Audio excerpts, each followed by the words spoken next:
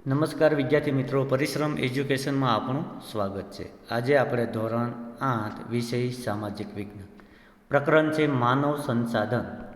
માનવ સંસાધનની વાત કરીએ ત્યારે આપણે સૌપ્રથમ વસ્તી ગણતરી એટલે શું, કોઈપણ દેશના અથવા કોઈપણ વિસ્તારમાં વસતા લોકો વિશેની જે વિધિવત રૂપે જે માહિતી મેળવવી તેને આપણે અથવા નોંધણી કરવી તેને આપણે વસ્તી ગણતરી કહીએ છીએ। વસ્તી ગણતરી છે એ દર વર્ષે કેન્દ્ર સરકારના આદેશથી કરવામાં આવે છે। તેને સેન્સસ અથવા જનગણના તરીકે પણ ઓળખવામાં આવે છે। ભારતમાં છેલ્લે 2011માં વસ્તી ગણતરી કરવામાં આવી અને તે 7મી વખતની વસ્તી ગણતરી હતી। માનવ વસ્તી એ માનવ ધન છે, દેશનું માનવ ધન છે। માનવ વસ્તી છે એ દેશનું માનવ ધન છે। વસ્તી ગણતરી શા માટે કરવી જોઈએ? વસ્તી ગણતરી કરવા માટે આપણને ખોરાક, પાણી, રહેઠાણનું વ્યવસ્થાપન, ઉદ્યોગો, વીજળી, રોજગારી, શિક્ષણ, સંરક્ષણ વિષયક આપણને આયોજન કરવા માટે વસ્તી ગણતરી કરવી ખૂબ જ જરૂરી બને છે। હાલના સમયની અંદર લુપ્ત થતા પ્રાણીઓ અને વૃક્ષોની પણ વન ખાતા દ્વારા ગણતરી કરવામાં આવે છે। એની પછી આપણે વાત કરીએ ભારતીય વસ્તી અંગેનો ખ્યાલ। ભારત દેશનો કુલ ભૂમિ વિસ્તાર 32,87,263 ચોરસ કિમી છે, જે દુનિયાનો પૈકીનો 2.42% જ વિસ્તાર છે। વિસ્તારની દ્રષ્ટિએ ભારત દુનિયામાં 7મા ક્રમે છે અને કુલ દુનિયાની વસ્તીના 16% વસ્તી ભારતમાં રહે છે। વસ્તીમાં ચીન પછી ભારતનો બીજો નંબર આવે છે। ગુણવત્તાવાળી માનવ વસ્તીને જ માનવ ધન કહેવાય। માનવ શક્તિનું મૂલ્ય, બૌદ્ધિકતા, સાક્ષરતા આ બધું રહેલું છે અને નાગરિકો જેવા કે ડૉક્ટરો, કેળવણીકારો, એન્જિનિયરો, રમતવીરો, ઉદ્યોગપતિઓ, વેપારીઓ, ખેડૂતો, કલાકારો, કામદારોના વર્ગોના લોકો, સમજદાર નાગરિક એ માનવ શક્તિના સ્ત્રોત રૂપે છે। આમ આપણું યુવાધન અને બાળકો એ માનવ સંપત્તિ છે। જે દેશની અંદર તંદુરસ્ત નાગરિકો હશે તો એ દેશનું વિકાસની અંદર એ લોકોનો ફાળો સૌથી મોટો હશે। 2001થી 2011ના દાયકા દરમિયાન ભારતીય વસ્તીમાં 18.1 કરોડ જેટલી જનસંખ્યાનો વધારો થયેલ છે। 2001થી 2011ના દાયકા એટલે 10 વર્ષની અંદર 18.1 કરોડ જેટલી જનસંખ્યાનો વધારો થયેલ છે। 2001ની અંદર ભારતીય વસ્તી 102.87 કરોડ જેટલી હતી, જે વધીને 2011ની અંદર 121.0 કરોડ થઈ। આમ 1.7% જેટલો આપણો વસ્તી વૃદ્ધિ દર છે તે નીચો ગયો છે। વસ્તી વૃદ્ધિના કારણો, કયા કારણોને લીધે વસ્તીમાં વધારો થાય? વસ્તી વૃદ્ધિ એ કુદરતી છે, જેમાં અન્ય દેશમાંથી આવીને સ્થિર થતા લોકો, ઉદ્યોગ ધંધા, વેપાર કે શિક્ષણ અર્થે થતું સ્થળાંતર, આમ એના કારણે છે વસ્તી વૃદ્ધિ દર છે તે વધતો જાય છે। વસ્તી વધારાનો દર નીચો હતો કારણ કે પહેલાંની અંદર બાળ મૃત્યુનું પ્રમાણ હતું, કોલેરા, પ્લેગ, ક્ષય જેવા રોગોનું નિયંત્રણ ન હતું, દુષ્કાળ વખતે ભૂખમરાથી મૃત્યુ થતાં, તબીબી એટલે દવાખાનાની સારવાર ન હતી, દવાઓ પૂરતી ન હતી અને સારા રસ્તાઓ કે ઝડપી પરિવહન ન હતું, તેથી સગર્ભા મહિલાઓનું મૃત્યુ પ્રમાણ પણ વધુ હતું। આવા કારણોને લીધે વસ્તી વધારો દેખાતો ન હતો। આજે પરિસ્થિતિમાં ઘણો બદલાવ આવ્યો। આપણને ચેપી રોગો છે તેનું નિયંત્રણ થયું, સારા રસ્તાઓ, ઝડપી પરિવહન, સંદેશાવ્યવહારની સુવિધાઓ અને તાત્કાલિક સારવાર, કુદરતી આપત્તિઓ સામે આપણને ચેતવણી, તે પછીનું વ્યવસ્થાપન, મૃત્યુ દરમાં ઘટાડો જોવા મળે છે, જેથી વસ્તી વૃદ્ધિ જોવા મળે છે। આમ આવા બધા કારણોને લીધે આપણું જે માનવ આયુષ્યમાં છે એ સુધારો થયેલ છે। 1920ની અંદર સરેરાશ આયુષ્ય 40થી 41 વર્ષ આસપાસ હતું, તે આજે 63-64 વર્ષની આસપાસ થયેલ છે। કેટલાક કારણોસર જન્મદર છે એમાં ઘટાડો થયેલ નથી, કે આપણો જન્મદર છે એમાં ઘટાડો થયેલ નથી. એક તો નિરક્ષરતા, અંધશ્રદ્ધા, વહેમ, રૂઢિગત માન્યતાઓની પરંપરા, બાળ લગ્ન, ગરીબી, વિધવા પુનઃ લગ્ન, નાના કુટુંબની આદર્શ ભાવનાઓનો અભાવ જેવા પરિબળોને કારણે વસ્તી વધારો જોવા મળે છે. વસ્તી વધારો થતાં કેટલીક વ્યવસ્થાપન બાબતની સમસ્યાઓ પણ ઉદ્ભવે છે. ખોરાક, પાણી, રહેઠાણ, પર્યાવરણનું પ્રદૂષણ, સંરક્ષણ, રોજગારી, ટ્રાફિક નિયમન વગેરે ઉકેલ અને અનેક યોજનાઓ, તકેદારીના પગલાં, કાયદાકીય જોગવાઈઓ કરવી પડે છે. બાળ લગ્ન પ્રતિબંધ ધારા મુજબ 21 વર્ષ પુરુષ માટે અને સ્ત્રી માટે 18 વર્ષ લગ્ન માટે નક્કી કરેલ છે.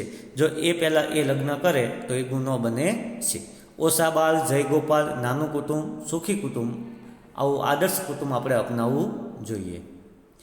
1901થી 2011 દરમિયાન ભારતીય જનસંખ્યાની સ્થિતિએ જાણીએ તો અર્થઘટન કરીએ તો શરૂઆતમાં વસ્તી વૃદ્ધિ છે એનો દર છે એમાં ઘટાડો થયેલ છે, ત્યાર પછી વધારો થયેલ છે અને હાલમાં વસ્તી ઘટાડો થયેલ છે. વસ્તી ગીચતા કોઈપણ નિશ્ચિત વિસ્તારમાં વસવાટ કરતી જનસંખ્યાનું પ્રમાણ એ વસ્તી ગીચતા છે, અથવા દર ચોરસ કિમીએ સરેરાશ જેટલા લોકો વસવાટ થાય છે તેને આપણે વસ્તી ગીચતા કહીએ છીએ. વસ્તી ગીચતા પર અસર કરતા પરિબળો: સ્થળની ઊંચાઈ, ઠંડી ગરમીનું પ્રમાણ, આબોહવા, ભૂપૃષ્ઠ, પાકો, ખનિજો, પાણી, ઉર્જા, તેની પ્રાપ્તિ, પરિવહન, સંદેશાવ્યવહારની સુવિધા, શિક્ષણ, આરોગ્ય, ઔદ્યોગિકરણ, રોજગારીની તકો, શહેરીકરણ અને અદ્યતન ટેકનોલોજી, આર્થિક વિકાસ, વૃદ્ધિ અને વસ્તી ગીચતા સાથે સંકળાયેલી બાબત છે. વધારે વસ્તી ધરાવતા રાજ્યો: ઉત્તર પ્રદેશ, મહારાષ્ટ્ર, બિહાર, પશ્ચિમ બંગાળ અને મધ્યપ્રદેશ. ઓછી વસ્તી ધરાવતા કેન્દ્રશાસિત પ્રદેશ વિસ્તારો: લક્ષદ્વીપ ટાપુ, લદ્દાખ, અંદમાન નિકોબાર ટાપુ. જન્મદર: કોઈપણ નિશ્ચિત વિસ્તારમાં દર 1000ની વસ્તીએ એક વર્ષ દરમિયાન જન્મતા બાળકોની સંખ્યાને જન્મદર કહેવામાં આવે છે.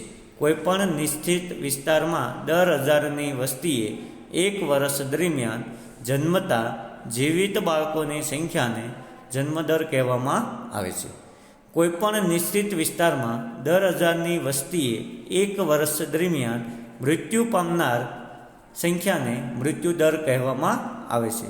જે જન્મે છે તેનું મૃત્યુ નિશ્ચિત છે, એટલે મૃત્યુદર કોઈ દિવસ શૂન્ય પર ન લાવી શકાય. સ્થળાંતર: માનવ વસ્તી એક સ્થળેથી બીજા સ્થળે રહેઠાણ બદલીને કરે તેને સ્થળાંતર કહેવાય. માનવ વસ્તી એક સ્થળેથી બીજા સ્થળે રહેઠાણ બદલી કરે તેને સ્થળાંતર કહેવાય. કુલ વસ્તીના વિવિધ જૂથમાં કરવામાં આવેલ વર્ગીકરણને વસ્તીનું માળખું કહેવાય. કુલ વસ્તીના વિવિધ જૂથમાં કરવામાં આવેલ વર્ગીકરણને વસ્તીનું માળખું કહેવાય, જેમાં સ્ત્રી પુરુષનું જૂથ, વય કક્ષાનું જૂથ, સાક્ષરતાનું જૂથ, શહેરી ગ્રામ્ય વસ્તી જૂથ, ધાર્મિક ભાષાકીય જૂથ, વ્યવસાયિક જૂથ વગેરે જૂથનો સમાવેશ થાય. વય જૂથ: દેશની કુલ વસ્તીમાં બાળકો, પ્રૌઢો એટલે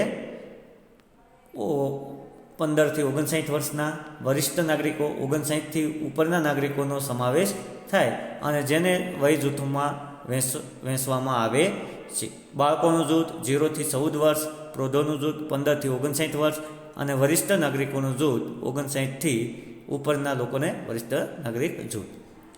જાતિ પ્રમાણ એટલે શું? અથવા સ્ત્રી પુરુષનું માળખું એટલે શું? જાતિ પ્રમાણ એટલે દર 1000 પુરુષોએ સ્ત્રીઓનું પ્રમાણ, જેને જાતિ પ્રમાણ કહેવાય છે. ભારતમાં જાતિ પ્રમાણ 940 છે, જ્યારે ગુજરાતમાં જાતિ પ્રમાણ 1000 પુરુષોએ 918 2011ની વસ્તી ગણતરી મુજબ છે. સાક્ષરતા: કોઈપણ દેશના વિકાસનો આધાર સાક્ષરતા પર રહેલો છે. 6 વર્ષથી વધુ વય જૂથની કોઈપણ વ્યક્તિ કોઈ એક ભાષા વાંચી, લખી અને સમજી શકતી હોય તેને સાક્ષર અથવા અક્ષર જ્ઞાન ધરાવતી વ્યક્તિ ગણાય છે. ભારત દેશની અંદર સાક્ષરતાના પ્રમાણની અંદર વધારો જોવા મળે છે. વ્યવસાયિક માળખું: કામ કરનાર જૂથ અને કામ નહીં કરનાર જૂથ એમ 2 ભાગ પડે છે. વસ્તીમાં પરિવર્તન, સંખ્યાત્મક પરિવર્તન. વસ્તીમાં વધઘટ થતી હોય છે. વસ્તી વૃદ્ધિ દર સ્થળાંતર લીધે આમ થાય છે. ભૂમિહીન લોકોની સ્થિતિ, ઓછું જમીન પ્રમાણ, શહેરીકરણ અને સામાજિક વહીવટી કારણોસર વસ્તીની વધઘટમાં થાય છે. તેને સંખ્યાત્મક પરિવર્તન કહેવામાં આવે છે. જેની ગણતરી સંખ્યામાં થતી હોય તેવા પરિવર્તનને સંખ્યાત્મક પરિવર્તન કહેવાય.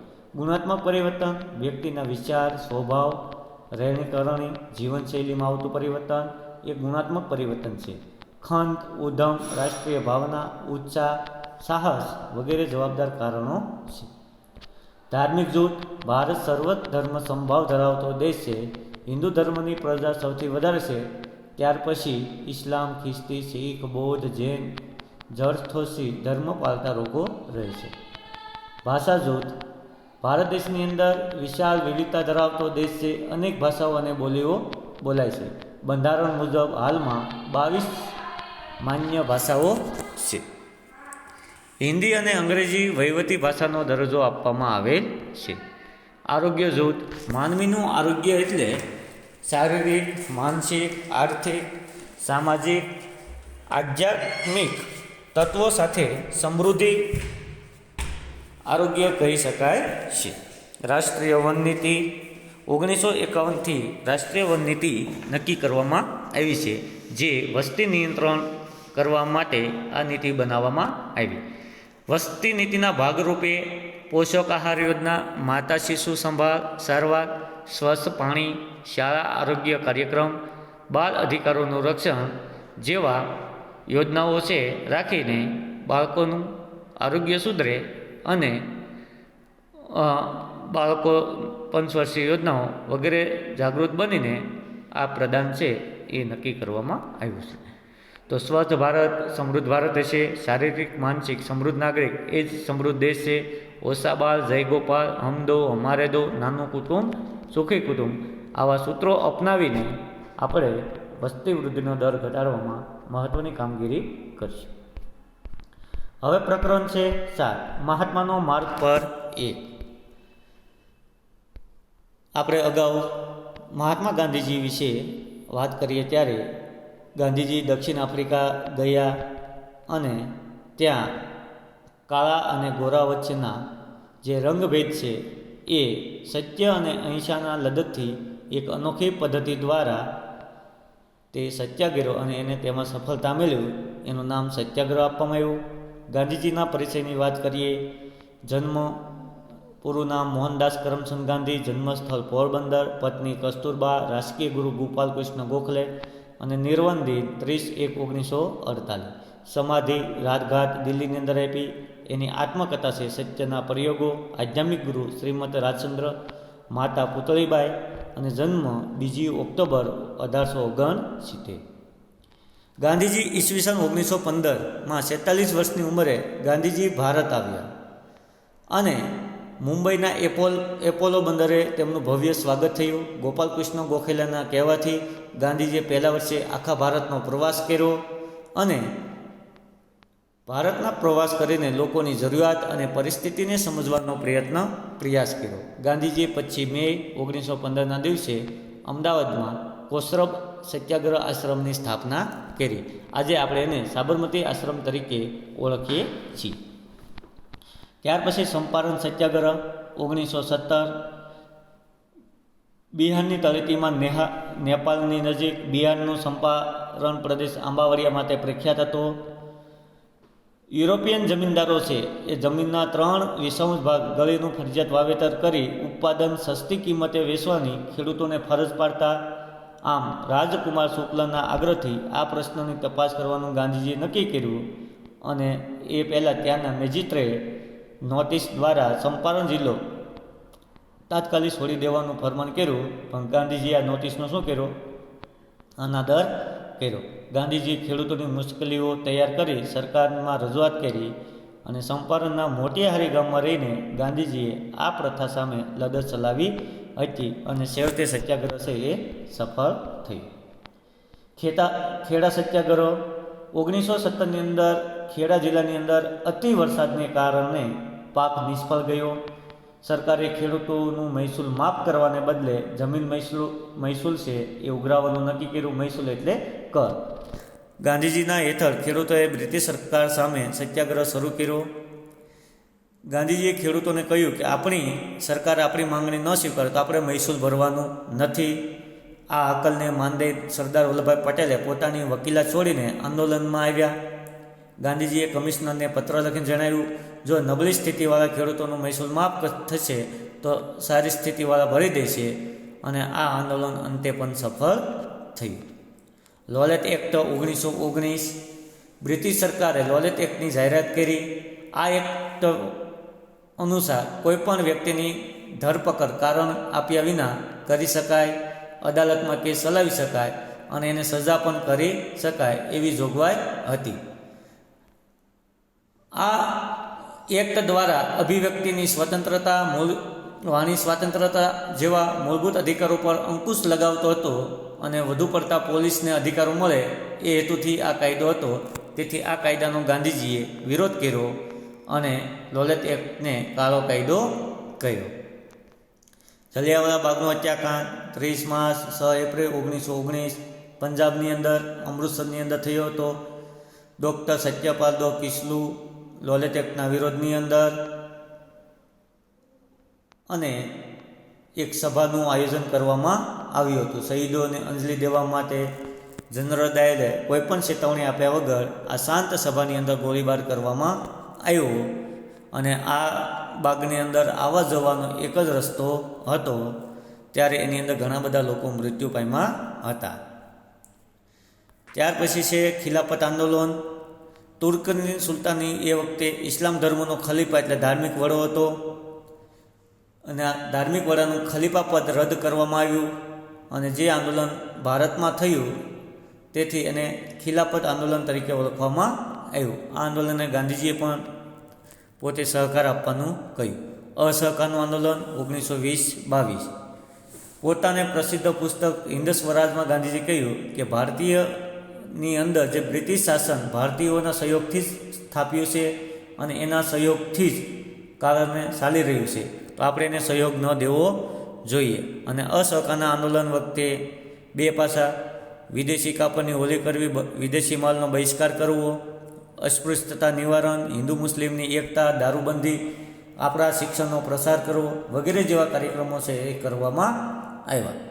મહાત્મા ગાંધીજી હિંસક આંદોલનના વિરોધી હતા. 1922ની અંદર ખેડૂતોના એક ટોળાએ ગોરખપુર જિલ્લાના ચોરીસોરા એટલે ઉત્તર પ્રદેશમાં પોલીસ સ્ટેશન ઉપર હુમલો કરી આગ લગાડી, જેમાં 22 પોલીસ છે જીવતા સળગી ગયા અને આ કારણે ગાંધીજીએ અસહકારનું આંદોલન છે એ પાછું ખેંચી લીધું. Simon commission. ઇંગ્લેન્ડની બેઠેલી બ્રિટિશ સરકારે સાયમન અધ્યક્ષાની અંદર એક કમિશન ભારત મોકલ્યું. આ કમિશન રાજકીય જીવનના ભવિષ્યનો નિર્ણય કરવાનો હતો. આ કમિશનમાં એક પણ ભારતીય પ્રતિનિધિ ન હતો. આ નિર્ણયથી ભારતને ખૂબ અસંતોષ પેદા થયો અને બધા જ રાજકીય સંગઠનોએ સાયમન કમિશનનો બહિષ્કાર કરવાનો નિર્ણય લીધો. અને જ્યારે આ કમિશનના સભ્યો ભારત આવ્યા ત્યારે સાયમન ગો બેક, કમિશન પાછું જાઓ, અને સાયમન કમિશનનો વિરોધ કર્યો. બારડોલી સત્યાગ્રહ. ખેડૂતો ઉપર કરવેરા 22% વધારો કરી દીધો. ખેડૂતોની સરકારને રજૂઆત કરી પણ સરકારે કંઈ અસર ન થઈ. છેવટે સરદાર વલ્લભભાઈ પટેલે આ આંદોલનની આગેવાની લીધી અને સાથે સાથે રવિશંકર મહારાજ, જુગતરામ દવે જેવા કાર્યકર્તાઓની મદદ મળી અને વલ્લભભાઈ પટેલના જુસ્સાદાર ભાષણોથી ખેડૂતોમાં હિંમત આવી અને અંગ્રેજ સરકારે વલ્લભભાઈને પૂના બોલાવ્યા અને ખેડૂત પ્રતિનિધિઓની હાજરીમાં જ ન્યાય પૂર્ણ મહેસૂલ નક્કી કરવામાં આવ્યું. ત્યારથી સરદાર વલ્લભભાઈ પટેલ કહેવાય. નહેરુ અહેવાલ કે ભારતના બધા રાજકીય પક્ષોને પ્રતિનિધિઓએ બનેલી એક સર્વપક્ષીય પરિષદ ફેબ્રુઆરી 1928માં દિલ્હી ખાતે મળી. ભારતનું બંધારણ ઘડવા માટે મોતીલાલ નહેરુ અધ્યક્ષપદે એક સમિતિ નિમી અને બધા પક્ષોને અનુકૂળ આવે તેવો એક બંધારણીય મુસદ્દો તૈયાર કર્યો, જે નહેરુ અહેવાલ તરીકે જાણીતો થયો. પરંતુ મુસ્લિમ લીગની અસંમતિને કારણે તેનો અસ્વીકાર થયો. પૂર્ણ સ્વરાજનો ઠરાવ. નહેરુ રિપોર્ટ અનુસાર સંસ્થાનિક સ્વરાજને મુદ્દે ઊભા થયેલા વિવાદને ઉકેલવા માટે સરકારે અપાયેલી મુદત પૂરી થતી હોવાથી કોંગ્રેસે લાહોર મુકામે જવાહરલાલ નહેરુની અધ્યક્ષતામાં એક અધિવેશન બોલાવ્યું.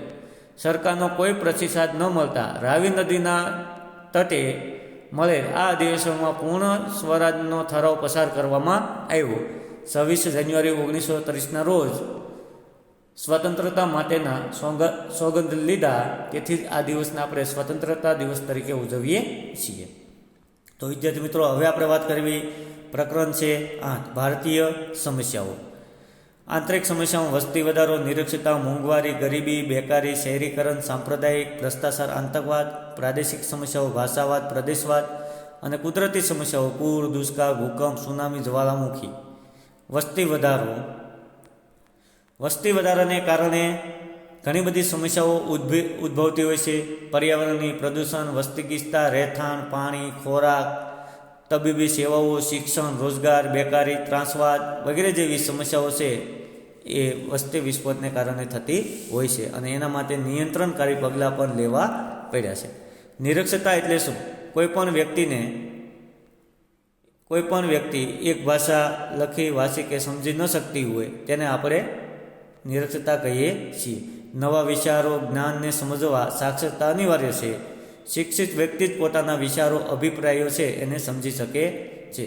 નિરક્ષરતા દૂર કરવા માટે 6 થી 14 વર્ષ સુધી મફત ફરજિયાત સાર્વત્રિક શિક્ષણ, શિષ્યવૃત્તિની વ્યવસ્થા, મધ્યાહન ભોજન, પૂર્વ પ્રાથમિક શિક્ષણ, કન્યા કેળવણી લગતી ખાસ યોજનાઓ મૂકવામાં આવી છે. આશ્રમ શાળાઓ, વિદ્યાદીપ યોજના, આદર્શ નિવાસી શાળાઓ, નિરતન શિક્ષણ અને 2000થી રાઇટ ટુ એજ્યુકેશન શિક્ષણ પ્રાપ્તિનો હક પણ મૂકેલ છે.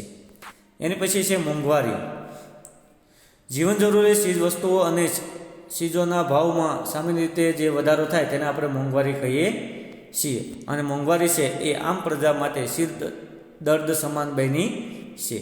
અને સતત વસ્તુના ભાવ વધારવાથી મધ્યમ વર્ગ અને નાના વર્ગના લોકો માટે જીવન વ્યવહાર ચલાવવો મુશ્કેલ બને છે. એના માટે કાળાબજાર, સંગ્રહખોરી, વસ્તી વધારો માટે જવાબદાર પરિબળો છે અને કરકસર અને સમજદારીપૂર્વક આપણે જીવન વ્યવહાર ગોઠવવો પડે.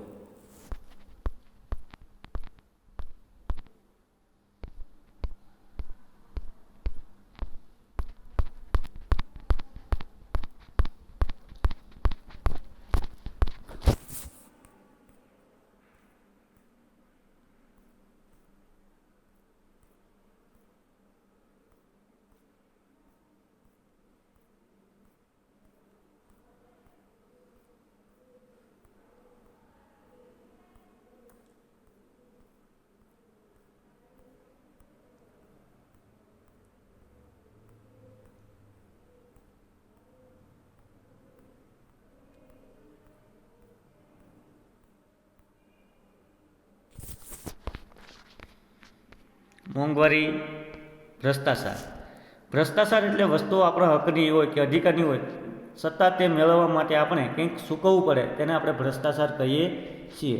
આમ તો વ્યક્તિ સાથે બિનકાયદાકીય અનીતિભર્યો વ્યવહાર એટલે ભ્રષ્ટાચાર. છેતરપિંડી, ભેદચોકાદો લેવી, લાંચલુચપત લેવી વગેરે ભ્રષ્ટાચાર જોવા મળે છે. ભ્રષ્ટાચારની અસરોની વાત કરીએ તો માનવ અધિકારોનો ભંગ થાય, રાષ્ટ્રનો વિકાસ અવરોધાય, નૈતિક મૂલ્યોનો હાસ થાય છે, મોંઘવારીને પોષણ મળે છે, કાયદા કાનૂન પ્રત્યે વિશ્વાસ ઘટે છે અને સગાવાદ પોસાય છે, માનવી ઉપર વિશ્વાસ અને શ્રદ્ધા ઘટે છે. ભ્રષ્ટાચારને દૂર કરવા 1988 ભારતીય સરકારે 1964ની અંદર લાંચ-રૂશ્વત વિરોધી બ્યુરોની સ્થાપના કરી છે. લાંચ લેવી અને દેવી એ બંને માટે ગુનો બને છે. બેકારી, કોઈપણ વ્યક્તિને કામ કરવું હોય છતાં કામ ન મળે એને આપણે બેકારી કહીએ છીએ. આજના વૈજ્ઞાનિક યુગ અને ટેકનોલોજીમાં બેકારીમાં વધારો થયો છે. કોમ્પ્યુટરાઇઝ કાર્યપ્રણાલીથી સારી ગુણવત્તાવાળું કામ ઝડપી બન્યું છે. માનવીનું કામ છે એ યંત્રોએ ઉપાડી લીધું છે. ગામડામાંથી ખેતીમાં યાંત્રિકરણ થતાં ખેત મજૂરો રોજીરોટીનો પ્રશ્ન વિકટ બન્યો છે અને શહેર તરફ વળ્યા છે. આમ કોઈપણ વ્યક્તિને કામ ન મળે ત્યારે એ વ્યક્તિ છે બેકાર બને છે અને આવા ઘણા બધા બેકારો ભેગા થાય તે પરિસ્થિતિને આપણે બેકારી કહીએ છીએ. 18 વર્ષથી ઉપરના જે લોકોને રોજગાર મળતો નથી તેઓ બેકાર લોકોની ગણતરીમાં આવે છે. એના માટે પણ આપણે ઉપાયો કરી શકીએ. ખાસ આવાસ યોજના, મફત શિક્ષણ, પીવાનું શુદ્ધ પાણી, સ્વચ્છતા, તબીબી, મોબાઈલ વાહન, ગૃહ ઉદ્યોગો, હસ્તકલાને પ્રોત્સાહન, લોન સુવિધા, પોષણયુક્ત આહાર જેવી અને ઝૂંપડપટ્ટીની કાયાપલટનો આપણે અમલ કરવો જોઈએ, પ્રયાસ ધરવા જોઈએ. આતંકવાદ એ વૈશ્વિક સમસ્યા છે. મુઠ્ઠીભર માણસો દ્વારા સંગઠિત અને આયોજિત રીતે કરવામાં આવતું જંગલી કૃત્ય, જેમાં બળજબરી, ધાકધમકી, હિંસા કે ત્રાસ આપવાનો વ્યવસ્થિત પ્રયોગ થતો હોય છે. આવું કૃત્ય સરકાર સમક્ષ પડકારરૂપ બને છે. આતંકવાદ એ બળ પ્રયોગનું હાથવગું સાધન છે. એ કોઈપણ સ્થળે નિશાન બનાવવામાં આવે છે. ભૂતકાળની અંદર સંસદ પર થયેલ હુમલો, હોટલ તાજ પર ઘટના, બોમ્બ બ્લાસ્ટ, અક્ષરધામ પર હુમલો.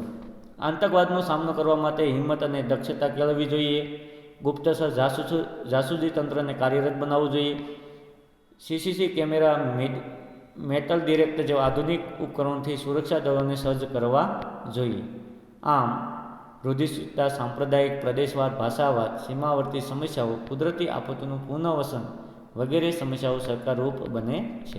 તો વિદ્યાર્થી મિત્રો, આજે આપણે પ્રકરણ 6 માનવ સંસાધન, પ્રકરણ 7 મહાત્મા માર્ગ 1 અને પ્રકરણ 8 આપત્તિ વિશે આપણે અભ્યાસ કર્યો.